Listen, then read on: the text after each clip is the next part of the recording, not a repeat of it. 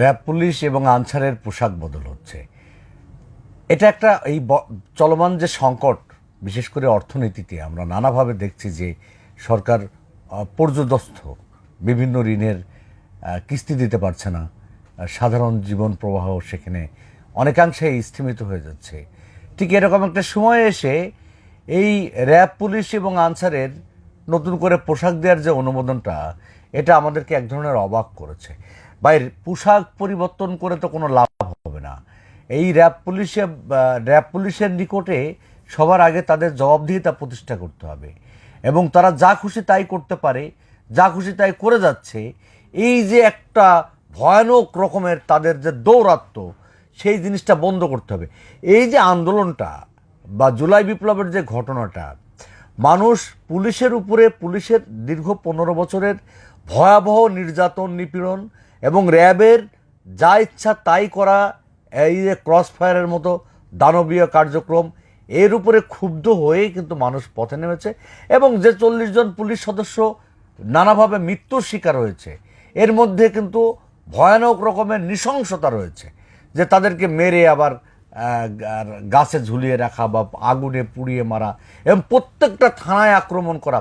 এ থেকে সহজে যেটা বোঝা যায় যে সাধারণ মানুষ এই ফ্যাসিস্ট সরকার যেভাবে পুলিশকে ব্যবহার করেছে এবং এই পুলিশকে বা র্যাবকে তারা নিজেদের এই অবৈধ ক্ষমতা টিকিয়ে রাখার জন্য যেভাবে তাদেরকে লাঠিয়াল হিসেবে, খুনি হিসেবে সাধারণ মানুষের উপরে লেলিয়ে দিয়েছে, সেই ঘটনার আলোকেই ভয়ানক রকমের ক্ষুব্ধ ছিল সাধারণ মানুষ র্যাব পুলিশের উপরে। তো তাদের পোশাক পাল্টে দিয়ে তো তেমন কোনো লাভ হচ্ছে না। সবার আগে দরকার র্যাব পুলিশ যেন জনবান্ধব হয়, সাধারণ মানুষের কাতারে তাদের সেবায় কাজে লাগে। তারা যেন একটা গোষ্ঠীকে অবৈধভাবে ক্ষমতায় টিকিয়ে রাখার জন্য তাদের নির্দেশে সাধারণ মানুষের উপরে ভয়ানক নির্যাতন না চালায়, এই ব্যাপারটার একটা জবাবদিহিতা তৈরি করা। সেটা না করে করা হচ্ছে তাদের পোশাক পাল্টে দেওয়া। এর মানেটা কি দাঁড়ালো আমি ঠিক বুঝলাম না। যখন দেশে নানান রকম সংকট, সাধারণ মানুষের মূল্যস্ফীতিটাও উগরে যাচ্ছে, তখন বলা হচ্ছে যে আমাদের দেশের সরকারি চাকরিজীবীদের সুযোগ সুবিধা কম, সেই কারণে তাদেরকে মহার্ঘা ভাতা দেওয়া হচ্ছে। তো যে যায় লঙ্কায় সেই হয় রাবণ।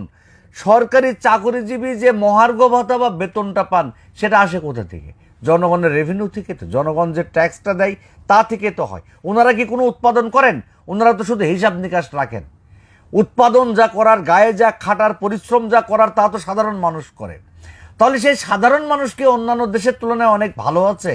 অন্যান্য দেশের সাধারণ মানুষের শিক্ষা, চিকিৎসা বা তাদের নিরাপত্তায় যেসব সুযোগ সুবিধা আছে, তার থেকে কি আমাদের দেশের মানুষ ভালো আছে? বা বাজার ব্যবস্থায় ভালো আছে? তার নিশ্চয় নাই। তাহলে আমাদের সরকারি চাকরিজীবীদের উন্নত বিশ্বের মতো রাখতে হবে। মানে উন্নত বিশ্বের মতো রাখতে যে আমাদের যে ট্যাক্স, আমাদের উপরে যত ভর্তুকি, মানে আমাদের উপরে যত ঋণ, সব দায় আমাদেরকে নিতে হবে, কিন্তু সরকারি লোককে কিছু বলা যাবে না। ব্যাপারটা এরকম যে এই যে জমিদারিত্ব প্রতিষ্ঠা হয়েছে, সরকারি একটা ভীতিকর অবস্থা, যা তাদের মাধ্যমে যে সরকার আসুক, সেই সরকারি সে তার নিজস্ব বলয়টা এরকম করে একটা ভয়ের সংস্কৃতি তৈরি করে রাখে যে না সরকারি। আমরা দেখুন, মানে কথা প্রসঙ্গে একটা কথা বলি, যেমনি গন্ডগোল লাগলে বা মারামারি হলে আমরা দীর্ঘদিন ধরে দেখে আসছি বা শুনে আসছি, সাধারণ মানুষ বা কৃষক শ্রমিক জনতা মার খাক, কোনো সমস্যা নাই, কিন্তু সরকারের লোকের গায়ে হাত দেওয়া যায় না। সেটা একটা অন্যরকম ব্যাপার, মানে দেবতার মতো তারা একেবারে খুব সুরক্ষিত একটা জায়গা তাহলে তাদের গায়ে হাত দেওয়া যায় না, ভালো কথা। তো তাদের নৈতিক পরিবর্তন, তাদের জবাবদিহিতার আলোকে মানব সেবার যে চার্টারটা আমাদের কাছে আছে, যে একজন সরকারি কর্মকর্তা কি করবেন কি করবেন না, তার কি কোনো কিছু তারা মানেন? তার কোনোটা তারা করেন? যখনই সরকারি কর্মকর্তা একটা চেয়ারে বসেন, সেই জেলা পর্যায়ে হোক, উপজেলা পর্যায়ে হোক, যেখানেই যাক, তখন তিনি সেখানকার একটা জমিদারিত্ব প্রতিষ্ঠা করেন। তাকে ঘিরে সেখানকার সব কিছু, তাকে স্যালুট দেওয়া, তাকে স্যার বলা, এইসব করে। কিন্তু প্রকৃত যে চিত্র, সেটা হচ্ছে যে ওনারা জনগণের সেবা করবেন, জনগণ সবার আগে। কেননা এই জনগণের উপার্জিত শ্রম, ঘামে, তাদের কষ্টে উপার্জিত অর্থের বিনিময়ে তারা বেতন পেয়ে থাকেন। এই কথাটা মুহূর্তের মধ্যে তারা চেয়ারে বসেই ভুলে যায়। আবার যে সরকার আসে, যে বললাম যে যায় লঙ্কায় সেই হয় রাবণ, তাদেরকে পোশাক পাল্টানো দেওয়ার মতো একটা পুরস্কার দেয়া হচ্ছে সব মিলে র্যাব, পুলিশ, আনসারকে, যে তোমাদেরকে নতুন পোশাক দেয়া হলো।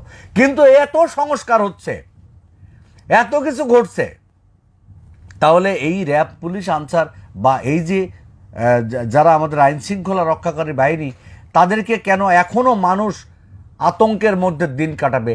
ঢাকা শহরে বহু গুণে ছিনতাই, চুরি বেড়েছে, কোনো জবাবদিহিতা নাই। সাধারণ মানুষ একেবারে মানে রাস্তায় বেরোতে ভয় পায়।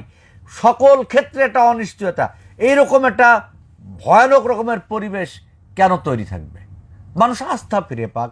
কোনো জায়গা বিনিয়োগ নাই, কোনো জায়গা ব্যবসা বাণিজ্য স্থবির, সকল ক্ষেত্রে।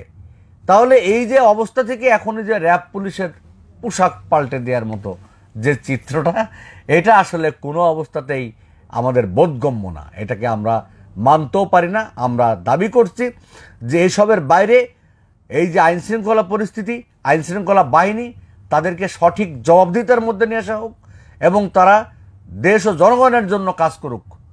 এবং আমাদের পোশাক বড় কথা না, চরিত্র যেন ঠিক থাকে, সেই বিষয়টা আমাদেরকে অবশ্যই লক্ষ্য রাখতে হবে।